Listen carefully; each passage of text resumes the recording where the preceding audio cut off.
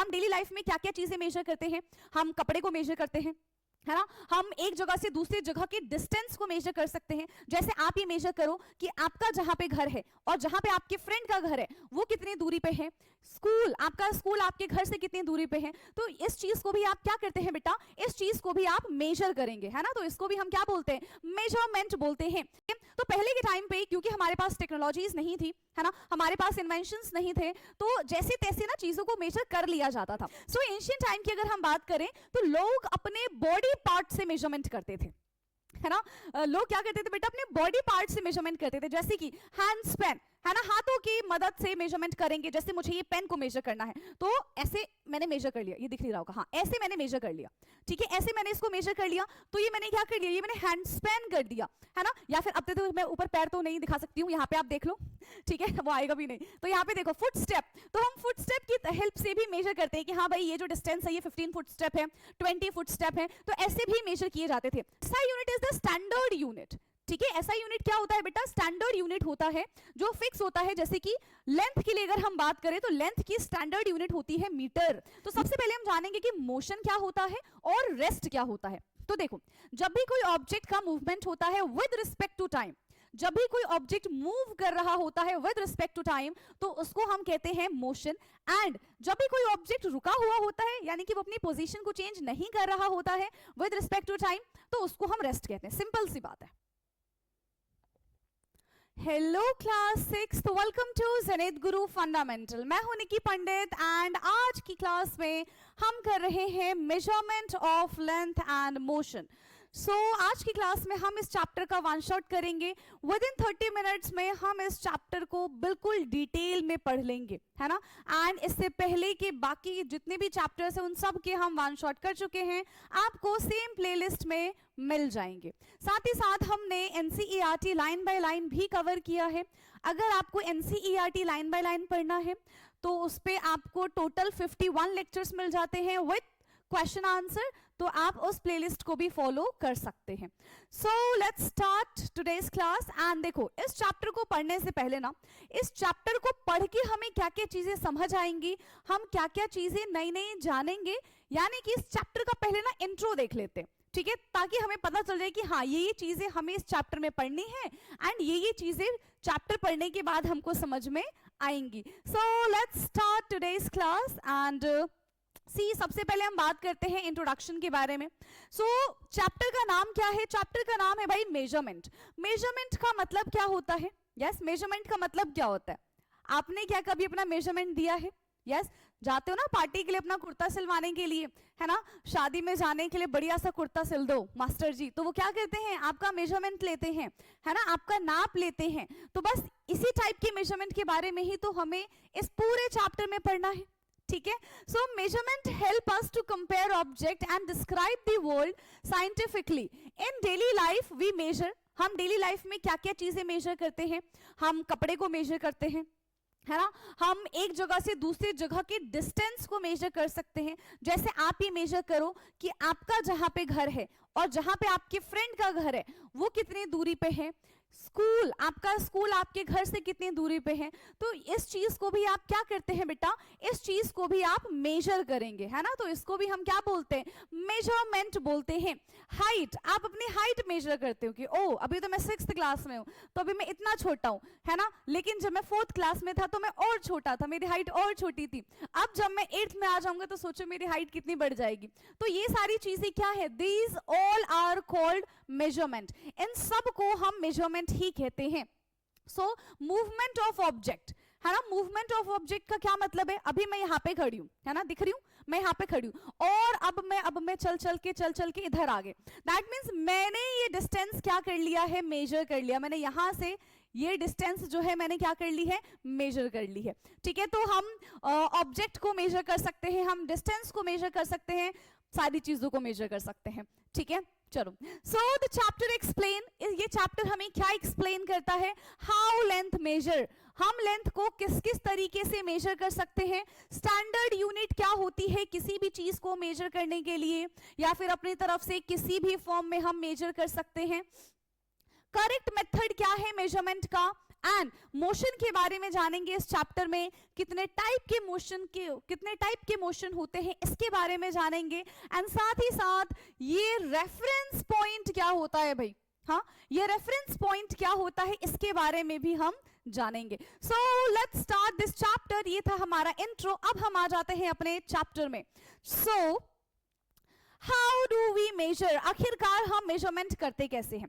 सो दो टाइप है मेजरमेंट के। सबसे पहला एंशिएंट टाइम के अगर बारे में हम बात करें, एंड नाउ अब हम मॉडर्न वर्ल्ड के बारे में बात करें, ठीक है। तो पहले के टाइम पे क्योंकि हमारे पास टेक्नोलॉजीज नहीं थी, है ना, हमारे पास इन्वेंशंस नहीं थे, तो जैसे तैसे ना चीजों को मेजर कर लिया जाता था, ठीक है। लेकिन वहां पे अलग अलग चीजें यूज की जाती थी, अलग अलग टूल्स यूज किए जाते थे to measure the things. So early method of measurement के बारे में सबसे पहले हम बात कर लेते हैं।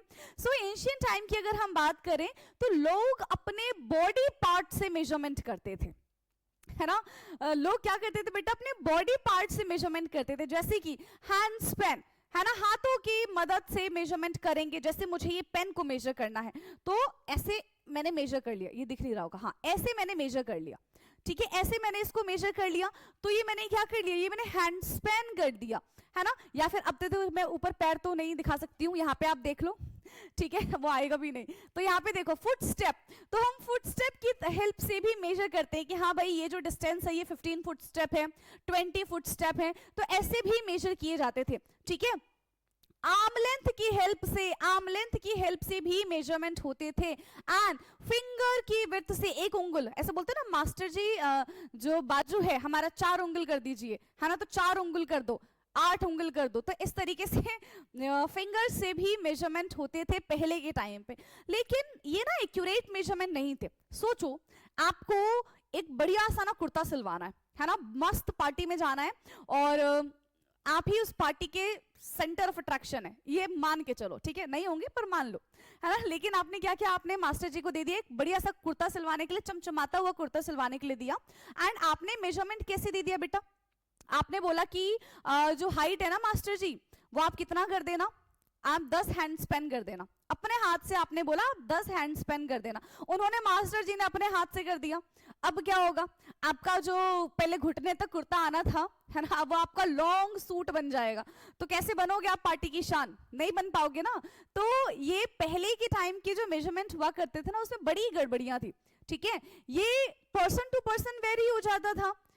सोचो आपका छोटे छोटे से हाथ है, मास्टर जी के बड़े से हाथ है, कैसे आप उनके हाथ से बने हुए उनके हाथ के मेजरमेंट से आप कपड़े पहनोगे, हाँ आपके लिए तो फिर झोला बन जाएगा वो, ठीक है। तो ये मेजरमेंट जो थे वो एक्यूरेट नहीं हुआ करते थे पहले के टाइम पे, बट हाँ ठीक है, काम चलाने के लिए people use these kinds of measurement, ठीक है। सो फुट स्टेप है, आर्म लेंथ है, फिंगर है, and problem body parts differ from person to person, exactly यही तो मैं आपको बता रही हूँ कि person to person body parts जो हैं बेटा वो डिफर होते हैं, डिफरेंट होते हैं, कोई छोटा है, कोई बड़ा है, कोई पतला है, कोई मोटा है ना, तो सबके बॉडी पार्ट्स जो होते हैं वो अलग अलग होते हैं। मेजरमेंट्स वर नॉट यूनिफॉर्म, ठीक है, तो मेजरमेंट उस टाइम पे तो बिल्कुल भी यूनिफॉर्म नहीं थे। सो कंक्लूजन क्या है, to avoid confusion we need standard unit that are same for everywhere. अब इस कंफ्यूजन से बचने के लिए, है ना, और ज्यादा गड़बड़ियां ना हो, ठीक है, इस चीज को रोकने के लिए हमने क्या इन्वेंट किया, हमने एक स्टैंडर्ड मेजरमेंट टूल्स जो है या फिर यूनिट बोल लो, वो हमने इन्वेंट किया, ठीक है, हमने यानी कि आपने और मैंने नहीं, ठीक है।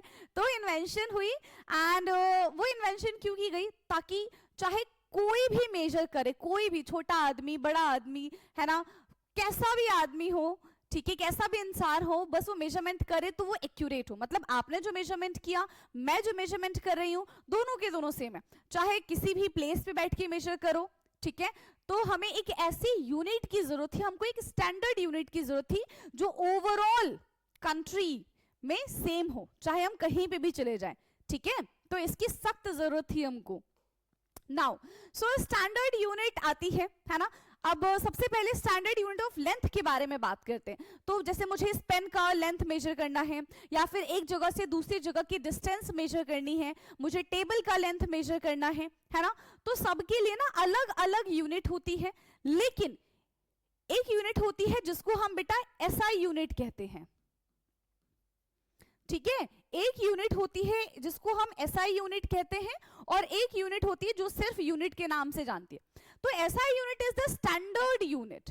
ठीक है, एसआई यूनिट क्या होता है बेटा? स्टैंडर्ड यूनिट होता है जो फिक्स होता है। जैसे कि लेंथ के लिए अगर हम बात करें तो लेंथ की स्टैंडर्ड यूनिट होती है मीटर, लेकिन अगर मुझे इस पेन को मेजर करना है तो मीटर में कैसे मेजर करूं मैं इस पेन को? ये पेन तो हमारा सेंटीमीटर में मेजर हो जाएगा। ठीक है, अगर मुझे डिस्टेंस, बहुत लंबी डिस्टेंस मेजर करनी है, so for that I will use kilometre.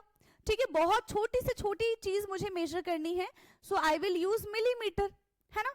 तो लेंथ को मेजर करने के लिए इतने सारे हमारे पास यूनिट है, लेकिन इन सब में बस एक ही यूनिट ऐसी होती है जो स्टैंडर्ड होती है ना, जिसको हम स्टैंडर्ड मान के चलते हैं। So that standard unit is metre, जिसको हम स्मॉल m से रिप्रेजेंट करते हैं। तो ये रिप्रेजेंटेशन भी बहुत जरूरी है। क्लियर है? आगे इतना समझ में कि इंटरनेशनल सिस्टम यूनिट जो है that is called SI unit, and globally accepted system of unit is called SI unit. तो लेंथ की जो एसआई यूनिट होती है वो होती है मीटर, बट ऐसा नहीं है कि मीटर के अलावा कोई यूनिट नहीं है। मीटर के अलावा भी यूनिट है, मिलीमीटर है, सेंटीमीटर है, किलोमीटर है।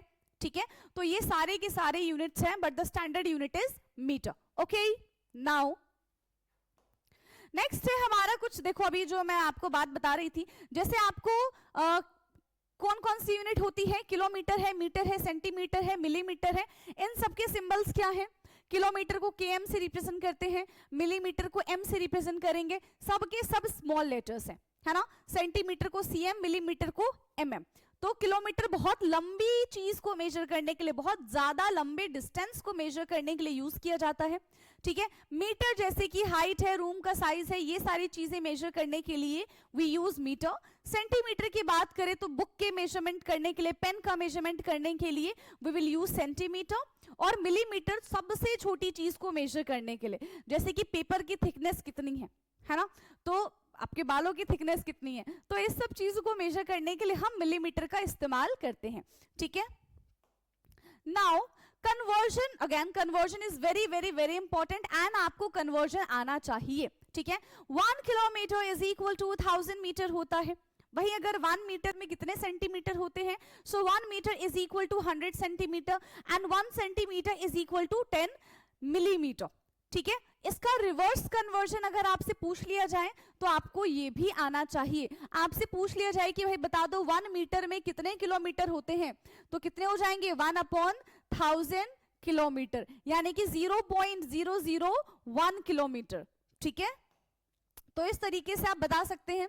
अगर आपसे 1 सेंटीमीटर में कितने मीटर होते हैं तो आप बता देंगे 1/100 मीटर।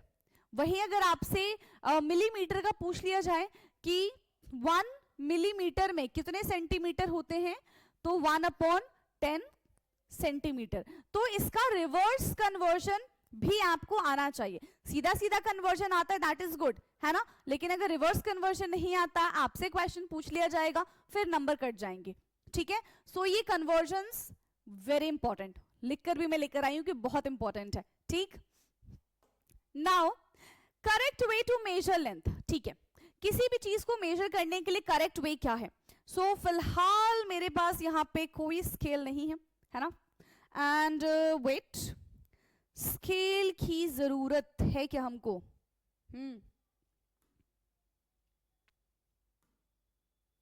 हाँ, ये आ गया ना। ठीक है, ये हमारा आ गया, ये सेंटीमीटर में है स्केल। ठीक है, किसमें बेटा? ये सेंटीमीटर में है। अब अगर मैं बोलूं कि मुझे 5 सेंटीमीटर, अच्छा देखो यहाँ पे, ठीक है, कितने सेंटीमीटर की चाहिए? 5। दिस इज 1, ओ अच्छा 0 सेंटीमीटर। अच्छा ये देखो मैंने कितने सेंटीमीटर की लाइन ड्रॉ कर ली बेटा?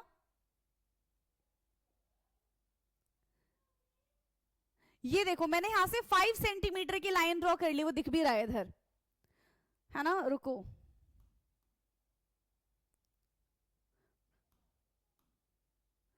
ठीक है, ये लो। ये 1.5 क्यों हो रहा है? रुको रुको, दोबारा से हम ड्रॉ करेंगे। ठीक है, कितने सेंटीमीटर? 5 सेंटीमीटर, है ना? बिल्कुल स्टार्टिंग से ड्रॉ करते हैं। 4 और ये है हमारा 5 सेंटीमीटर। इस तरीके से मैंने यहाँ पे 5 सेंटीमीटर की लाइन ड्रॉ कर ली है, दिख रहा है आपको? यस।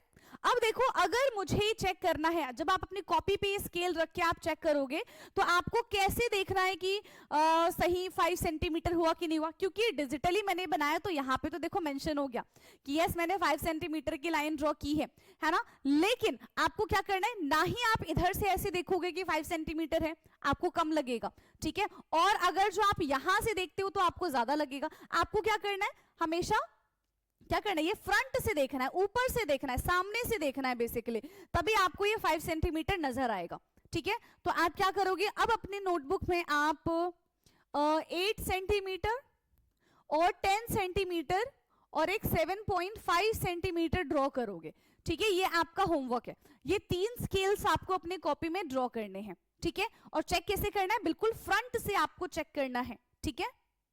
चलो, सो ये स्केल वाला काम खत्म है ना? ये देखो हमने बिल्कुल सुंदर सा 5 सेंटीमीटर बना दिया है, ये मैंने बनाया है ना? चलो, सो स्मॉल ऑब्जेक्ट यानी कि छोटे से स्केल के बारे में बात करें, सो 15 सेंटीमीटर का होता है ना? मीटर स्केल से उसको मेजर करते हैं। लेकिन अगर जो हमारे पास कोई ऐसा ऑब्जेक्ट हो, जैसे कि मुझे इस पेन की ना ऐसे इस तरीके से विड्थ चेक करनी होगी, है ना? तो मैं स्केल की हेल्प से तो इस पेन की विड्थ चेक नहीं कर सकती डायरेक्टली स्केल से, तो उसके लिए मुझे क्या करना पड़ेगा, उसके लिए मुझे फ्लेक्सिबल ये मेजरिंग टेप लेना पड़ेगा, है ना? जैसे कि यहाँ पे आपको दिख रहा है, तो इसकी हेल्प से मैं सर्कुलर विड्थ भी इसका मेजर कर सकती हूँ, ठीक? Now correct placement of scale, so scale must be touch the object हमेशा, है ना? Scale should be align along the length, ठीक है? उल्टा सीधा उसको नहीं लगा देना है। Slant placement gives wrong reading, तो प्रॉपर अलाइनमेंट होना चाहिए, टेढ़ा मेढ़ा स्केल आपको नहीं रखना है, अदरवाइज फिर आपकी जो रीडिंग है वो गड़बड़ हो जाएगी, ठीक है? करेक्ट रीडिंग के लिए प्रॉपर अलाइनमेंट होना चाहिए। Correct position of the eye, बिल्कुल सामने से आपको देखना है। Side view is bad, not bad, side view give incorrect, हम बोल सकते हैं मेजरमेंट, है ना? So I should be directly above the marking, जैसे मैं ये मार्क कर रही हूं, यहां पे पहुंच गई तो मुझे यहीं पे सामने से ही देखना पड़ेगा, ठीक है? अवॉइड साइड व्यू, अभी बताया था मैंने। This error is called parallax error, है ना? इस टाइप के एरर को हम क्या कहते हैं बेटा, पैरालेक्स एरर कहते हैं, बुक में मार्क कर लेना, ठीक? Now using a broken scale, क्या हो अगर हम एग्जाम में बैठे हो और हमारे स्केल टूट जाए, हाँ क्या हो अगर हमारा स्केल टूट जाए? चलो फिर से मैं स्केल ले लें, अगर हमारा स्केल टूट जाएगा तो हम क्या करेंगे भाई? हाँ क्या कर सकते हैं, अगर जो हमारा स्केल टूट जाता है तो ये इतना ही रहेगा, ओके? चलो ठीक है, हम मान लेते हैं कि हमारा स्केल सच्ची टूट गया है, ठीक है? कितना टूट गया वो, यहां से टूट गया, ठीक है? तो अब मैं क्या करूंगी, हाँ बताओ, अब मैं क्या करूंगी? अब मैंने यहां से लाइन ड्रॉ की है, ठीक है? अब मैंने यहां से लाइन ड्रॉ की इतनी, देखो इसमें तो 4 सेंटीमीटर दिखेगा, है ना? इसकी हम बात नहीं करते, इसमें 4 सेंटीमीटर दिखेगा, बट मान लो अगर ये 1 है, ये 2 है, ओ रुको ये कैसे आएगा? देखो ये हमारा 1 है, ये 2 है, ये 3 है, 4 5 6 7, वैसे ये टोटल 7 पे आ रहा है, लेकिन क्योंकि यहां से हमारा जो स्केल है वो टूट चुका है, तो हम क्या करेंगे, टोटल 7 में से जितना हमारा स्केल टूटा है उतना माइनस कर देंगे, तो हमारा सही मेजरमेंट आ जाएगा। सो ब्रोकन स्केल की हेल्प से भी आप सही मेजरमेंट कर सकते हैं, ठीक है? नाउ इफ 0 इज ब्रोकन, है ना? 0 1 2 अगर ब्रोक हो जाता है तो भी आपका काम चल जाएगा। Start measuring from another clear mark, जैसे कि 1 सेंटीमीटर 2 सेंटीमीटर 3 सेंटीमीटर, कितने से भी आप मेजरिंग करना शुरू कर सकते हैं। Subtract starting reading from final reading, ठीक है? अब जितना आपको निकालना था, ठीक है, उतना तो मान लो आपको 5 सेंटीमीटर बनाना था, तो आपने 3 से स्टार्ट किया, है ना? तो आप 8 पे पहुंच गए, तो बाकी का आप क्या करेंगे, सब्ट्रैक्ट कर देंगे, ठीक? जैसे कि मान लो 10.4 सेंटीमीटर का बनाना है ना। यहाँ पे क्या है 10.4 सेंटीमीटर का आपने लाइन ड्रॉ किया है एंड कहां से ड्रॉ किया है 1 सेंटीमीटर से, तो उतना आप माइनस कर दोगे तो आपकी रीडिंग आ जाएगी, वो भी बिल्कुल एक्यूरेट रीडिंग आएगी, ठीक है। Measurement for visually challenge students, अब चलो देखो यहाँ पे क्या है, विजुअली चैलेंज जो स्टूडेंट्स होते हैं दे कांट सी, है ना, वो देख नहीं सकते, तो उनके पास ऐसे स्केल्स होते हैं जिनमें ऑलरेडी ऐसे टच करके वो मार्किंग का पता कर सकते हैं, ठीक है। So special scales with raised marking, उसमें कुछ ऐसे उठे हुए शब्द होते हैं जिसको टच करके वो पहचान पाते हैं, ठीक है। Measurements are felt by touch, okay. Now measuring the length of the curved line, अब कर्व्ड लाइन की मेजरिंग हम कैसे करेंगे, तो बहुत सिंपल है, नॉर्मल स्केल की हेल्प से तो हम नहीं कर पाएंगे, उसके लिए हमको फ्लेक्सिबल टेप चाहिए, इवन हम थ्रेड की हेल्प से भी मेजर कर सकते हैं। अगर आपके पास फ्लेक्सिबल टेप नहीं है, आपके पास सिर्फ और सिर्फ वो जो स्केल है 15 सेंटीमीटर का, अगर वो भी है तो भी आप कर्व्ड लाइन को मेजर कर सकते हैं। कैसे, आप थ्रेड ले लो, थ्रेड से इसको मैंने मेजर कर दिया, फिर इसको ओपन करके मैंने स्केल के पास रख दिया, तो वो मेरा मेजर हो जाएगा, right. Now curved length can not be measured directly with the scale, अभी मैंने थ्रेड की हेल्प से सिखाया आपको, है ना, डायरेक्टली स्केल से तो मेजर कर ही नहीं पाएंगे क्योंकि वो फ्लेक्सिबल नहीं होता है। नाउ मेथड है यूज फ्लेक्सिबल मेजरिंग टेप, या तो आप फ्लेक्सिबल मेजरिंग टेप का इस्तेमाल कर लीजिए या तो आप थ्रेड का इस्तेमाल कर लीजिए, ठीक है। Now place thread along the curve, straighten the thread, measure the scale, पहले आप इसको मेजर कर लो थ्रेड से, फिर थ्रेड को ओपन करके स्केल की हेल्प से मेजर कर लो, आपको पता चल जाएगा। Always right number plus unit, सबसे पहले आपको नंबर लिखना है और उसके बाद उसकी यूनिट मेंशन करनी है, मीटर है, किलोमीटर है, सेंटीमीटर है, मिलीमीटर है, जो भी है आपको लिखना पड़ेगा, ठीक।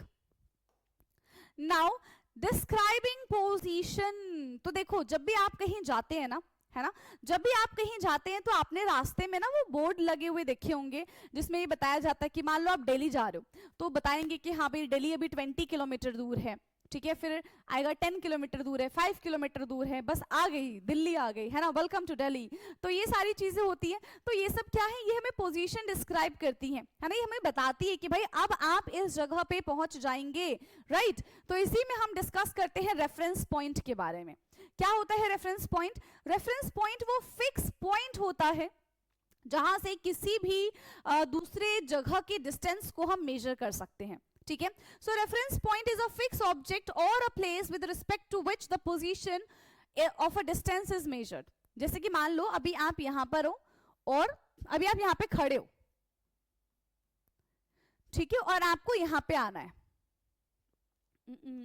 मान लो यहां पे आपको दिल्ली जाना है, ठीक है। जब आपको दिल्ली जाना है तो आपने जहां से स्टार्ट किया that is your reference point, है ना, तो वहां से आपने स्टार्ट किया, अब वहां से यहां तक का पोजीशन जो है ये तो डिस्टेंस कहलाएगा, but that is called the reference point and reference point is fix for an object जहां से वो स्टार्ट कर रहा है, ठीक है। Example distance shown in kilometre, stones, stones पे लिखे होते हैं ना किलोमीटर, 10 किलोमीटर, 15 किलोमीटर, 20 किलोमीटर, तो इस टाइप का। जैसे कि Delhi 70 kilometre, Delhi is reference point, है ना, दिल्ली क्या हो जाएगा यहाँ पे हमारा रेफरेंस पॉइंट हो जाएगा। जो चीजें फिक्स है, या तो आप जहां से चल रहे हैं या तो आपको जहां पे जाना है, ठीक है, ये दोनों चीजें फिक्स है, तो these are called reference point, ठीक है। As number increase we move closer, जैसे जैसे नंबर इंक्रीज होंगे वैसे वैसे हम क्या हो जाएंगे, सॉरी नंबर डिक्रीज होगा वैसे वैसे हम उसके पास चले जाएंगे। जैसे पहले 60 किलोमीटर दिख रहा था, फिर 30 किलोमीटर हो गया, फिर 5 किलोमीटर हो गया, तो जैसे जैसे नंबर डिक्रीज होगा वैसे वैसे आप अपने डेस्टिनेशन पे पहुंच जाएंगे, है ना। Position change only when measure with respect to the reference point, ठीक है। पोजीशन को हम कैसे मेजर करेंगे? पोजीशन को बेटा हम अपने रेफरेंस पॉइंट से मेजर करेंगे, ठीक है, कि बस अब हम पहुंचने वाले हैं, 2 किलोमीटर बचा हुआ है, तो हमने किससे मेजर किया? अपने रेफरेंस पॉइंट से, अपने फिक्स पॉइंट से इस चीज को मेजर कर लिया, that is called the reference point, okay. Now moving things के बारे में बात करते हैं, यानी कि हम यहाँ पे पहले मोशन के बारे में बात करते हैं। तो सबसे पहले हम जानेंगे कि मोशन क्या होता है और रेस्ट क्या होता है। तो देखो, जब भी कोई ऑब्जेक्ट का मूवमेंट होता है विद रिस्पेक्ट टू टाइम, जब भी कोई ऑब्जेक्ट मूव कर रहा होता है विद रिस्पेक्ट टू टाइम, तो उसको हम कहते हैं मोशन। एंड जब भी कोई ऑब्जेक्ट रुका हुआ होता है, यानी कि वो अपनी पोजीशन को चेंज नहीं कर रहा होता है विद रिस्पेक्ट टू टाइम, तो उसको हम रेस्ट कहते हैं, सिंपल सी बात है, ठीक है। So an object is in motion if position change with time. एक ऑब्जेक्ट तभी मोशन में कहलाएगा जब वो अपने टाइम के साथ अपनी पोजीशन को चेंज करेगा। N object is in rest if its position does not change, ठीक है, मतलब वो किस में है, रेस्ट में है। मोशन और rest depends on the reference point again. Example, passenger sitting in a moving बस। तो पैसेंजर अगर मूविंग बस में बैठे हुए हैं तो उनके अगल बगल के जो उनके पड़ोसी भाई साहब हैं, है ना, या फिर बहन है जो बैठी हुई हैं, तो वो उनके लिए रेस्ट में है, ठीक है। लेकिन जो स्टेशन के बाहर लोग हैं, जैसे यहाँ पे स्टेशन के बाहर लोग हैं, वो रुके हुए हैं, but according to that person जो ऑलरेडी ट्रेन में बस में बैठा हुआ है, उसके लिए बाहर वाला इंसान क्या कर रहा है, मूव कर रहा है, ठीक है। तो ये कैसे हम पता करते हैं, जो चीज मेजर कर रहा है उसके रेफरेंस से हम ये चीज देखते हैं। क्योंकि देखो हमारे अकॉर्डिंग अगर मैं देख रही हूँ, ठीक है, तो मेरे अकॉर्डिंग तो भाई मैं अगर बस में बैठी हुई हूँ या फिर ट्रेन में बैठी हुई हूँ तो मेरे साथ वाले लोग सारे के सारे बैठे हुए हैं, है ना। लेकिन अगर रियलिटी की अगर हम बात करें तो हम ही जो है वो विद रिस्पेक्ट टू टाइम अपनी पोजीशन को चेंज कर रहे हैं, बट हमको लग नहीं रहा है ना। हमें लग रहा है कि जो स्टेशन पे लोग खड़े हैं, ठीक है, वो मूव कर रहे हैं, उनकी पोजीशन चेंज हो रही है। तो ये reference point is very important, ठीक। Passenger sitting in a bus at rest with respect to bus, in a motion with respect to building outside. तो इस तरीके से रेफरेंस पॉइंट पे डिपेंड करता है कि कौन सी चीजें मूव कर रही हैं, कौन सी चीजें रुकी हुई हैं, ठीक। Now type of motion. Motion हमने पढ़ लिया, कितने टाइप के मोशन होते हैं, तो बहुत टाइप के मोशन है, लीनियर मोशन है, सर्कुलर मोशन है ना, ऑसिलेटरी मोशन है, ठीक है। तो बहुत सारे टाइप के मोशन होते हैं। सबसे पहले बेटा हम यहाँ पे बात करते हैं लीनियर मोशन के बारे में। तो लीनियर से क्या पता चला, बिल्कुल सीधे सीधे सीधे सीधे सीधे सीधे जाना, that is called linear motion. So movement along a straight line, ऐसा मूवमेंट जो बिल्कुल सिर्फ और सिर्फ स्ट्रेट लाइन में ही हो रहा है, उसको हम कहते हैं लीनियर मोशन, ठीक है। एग्जाम्पल, मार्च पास्ट इन परेड। परेड में आप हिस्सा लेते हो, मार्च पास्ट करते हो, तो सारे के सारे बिल्कुल ऐसे ऐसे ऐसे ऐसे ऐसे पैर हाथ का इनका जो कोऑर्डिनेशन होता है ना, वो सही होता है, क्योंकि बहुत प्रैक्टिस कराई जाती है। उसमें भी गड़बड़ियां कर देते हो तुम लोग, ठीक है। लेकिन जब हम परेड के बारे में बात करते हैं, जब हम मार्च पास्ट के बारे में बात करते हैं, तो यहाँ पे भी क्या होता है कि लीनियर मोशन फॉलो किया जाता है। फॉलोइंग एप्पल, एप्पल सीधा सीधा ही नीचे गिरेगा, ऐसा तो नहीं होगा कि ऐसे लहरा के एप्पल नीचे गिर रहा है, नहीं, ये तो चीज फॉलो नहीं होगी, है ना। Moving car on a straight road, बिल्कुल सीधी रोड पे कार जा रही है आपकी, that is called linear motion, ठीक है। इसी को हम क्या बोलते हैं, इसी को हम लीनियर मोशन बोलते हैं। नाउ नेक्स्ट है हमारा सर्कुलर मोशन। दिख रहा है ना, चक्कर तो नहीं आ रहे, ये बिल्कुल ऐसे इस तरीके से सर्कुलर मोशन कर रहा है ना, एक सर्कुलर पाथ को फॉलो कर रहा है। जैसे कि आप झूला झूलते हो मैरी गो राउंड वाला, है ना, that is an example of circular motion, ठीक है। जो rolling stone tied to the thread, वो होता है ना, चरखा जैसे घुमाते हो। क्लॉक हैंड की बात करें तो वो भी सर्कुलर मोशन को ही फॉलो करते हैं, ठीक। So these are an example of circular motion, जो हमेशा सर्कल में चलता रहता है। Now next one is oscillatory motion. So oscillatory motion क्या होता है, जहां पे एक पॉइंट जो है वो फिक्स है एंड उस पॉइंट से वो not true, it's to and fro motion करता रहता है, आगे जाता है फिर पीछे आएगा, फिर अपनी पोजीशन पे आ जाएगा, फिर आगे जाएगा, फिर पोजीशन पे, फिर आगे, इस तरीके से, ठीक है। So to and fro motion about a fix position, and examples क्या हो जाएंगे, स्विंग्स, आप झूला झूलते हो, पेंडुलम है, वाइब्रेशन, मेटल की स्ट्रिप जो होती है वो एक ही पोजीशन पे क्या करती रहती है, स्ट्राइक करती रहती है, घूमती रहती है, that type of motion is called, क्या बोलते हैं इसको हम, ऑसिलेटरी मोशन बोलेंगे, ठीक है। चलो नेक्स्ट है हमारा पीरियोडिक मोशन। तो पीरियोडिक मोशन क्या होता है, जो हर एक स्पेसिफिक इंटरवल ऑफ टाइम पे अपनी पोजीशन को रिपीट करता है, that is called periodic motion, ठीक है। इसको हम क्या कहते हैं, पीरियोडिक मोशन। जैसे कि अभी देखो जस्ट 2025 का हमारा दिसंबर गया, है ना, अब जनवरी आ गई है, फिर क्या होगा, फिर जनवरी, फरवरी, मार्च, अप्रैल, मई, जून, जुलाई, अगस्त, सितंबर, अक्टूबर, नवंबर, फिर दिसंबर आएगा, फिर जनवरी आ जाएगी। तो ये एक साइकिल बना हुआ है ना, जो हर बार जनवरी खुद को रिपीट कर रही है, फरवरी खुद को रिपीट कर रही है। ऐसे ही अगर हम क्लॉक के बारे में बात करें तो अभी मान लो 3 बज रहे हैं, ठीक है, फिर घूमते घूमते घूमते घूमते फिर से 3 बजेंगे, फिर 3 बजेंगे, इस तरीके से एक ही पोजीशन को बार बार रिपीट किया जाता है, that is called periodic motion. ठीक है, so motion that repeat itself after a fixed time, circular and oscillatory motions are called periodic in nature. ठीक है, चलिए, जैसे ये स्विंग है, ये घूमेगा, वापस से अपनी पोजीशन पे आ जाएगा, तो इसको हम क्या बोलते हैं, पीरियोडिक मोशन बोलते हैं। एंड इसी के साथ हमने कर लिया है अपने इस खूबसूरत से चैप्टर को खत्म। एंड देखो, वन लाइनर तो बनता है ना, वन लाइनर के बिना तो हमारा चैप्टर अधूरा है, तो फटाफट से वन लाइन में हम इस पूरे चैप्टर को करेंगे bind up. So let's start. And सबसे पहले लेंथ के बारे में बात करते, तो लेंथ क्या होता है, दो पॉइंट के बीच का डिस्टेंस मेजर करना इज कॉल्ड लेंथ। मेजरमेंट क्या है, comparing with the standard unit. SI unit length की जो होती है वो मीटर होती है। रेफरेंस पॉइंट क्या होता है, फिक्स पॉइंट फॉर कंपैरिजन। ठीक है, कंपैरिजन करने के लिए एक फिक्स पॉइंट बना दिया जाता है। मोशन क्या होता है, जब भी कोई ऑब्जेक्ट टाइम के साथ अपनी पोजीशन को चेंज करता है, that is called motion. Linear motion क्या होता है भाई, स्ट्रेट लाइन में जाना। सर्कुलर मोशन, सर्कल में घूमते रहना। ऑसिलेटरी मोशन जो पेंडुलम करता है, to and fro motion. So that's it. ठीक है, आसान सा हमारा चैप्टर था, measurement of length and motion. So यहाँ पे कुछ भी अगर ऐसा हो जो इस चैप्टर में आपको समझ में ना आया हो, आप कमेंट करके पूछ सकते हैं, या फिर कुछ भी ऐसा जो आपको अच्छा लगा हो, या फिर आपने कुछ नया सीखा हो, तो वो भी आप मुझे कमेंट करके बता सकते हैं, क्योंकि आपका कमेंट है मेरे लिए बहुत ज्यादा वैल्यूएबल। एंड मैं हर एक कमेंट का रिप्लाई करती हूँ, तो मेक श्योर कि आप भी कमेंट करें, चाहे आपको कोई चीज अच्छी लगी हो या फिर बुरी लगी हो, आप दोनों ही चीजें मुझे कमेंट के थ्रू बता सकते हैं। ठीक है, ताकि हम अपने कंटेंट को और ज्यादा इंप्रूव कर सके एंड आप तक बहुत बेहतर कंटेंट हम पहुंचा सके। ठीक है, लेकिन इसकी जिम्मेदारी देखो किसी ना किसी को तो लेनी पड़ेगी।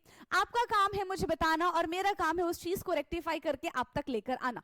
ठीक है, तो थोड़े कदम आप बढ़ाओ, थोड़े कदम मैं बढ़ाऊंगी, और इससे हमारी बहुत अच्छी पढ़ाई हो जाएगी। सो अब हम मिलेंगे अपने नेक्स्ट क्लास में विद अनदर वन शॉट। तब तक के लिए आप को क्या करना है, इस चैप्टर के बढ़िया से नोट्स बना लेने हैं। ठीक है, ताकि एग्जाम टाइम में आपको प्रॉब्लम ना हो। खुद से आप अगर नोट्स बनाएंगे तो आपको प्रैक्टिस करने में, बार बार रिवाइज करने में भी आसानी रहेगी। तो मेक श्योर कि आप अपनी ही सुंदर सुंदर हैंडराइटिंग में अपने नोट्स बनाएं। ठीक है, सो अब हम इसी को यहीं पे एंड करेंगे, and thank you so much. मिलेंगे नेक्स्ट क्लास में।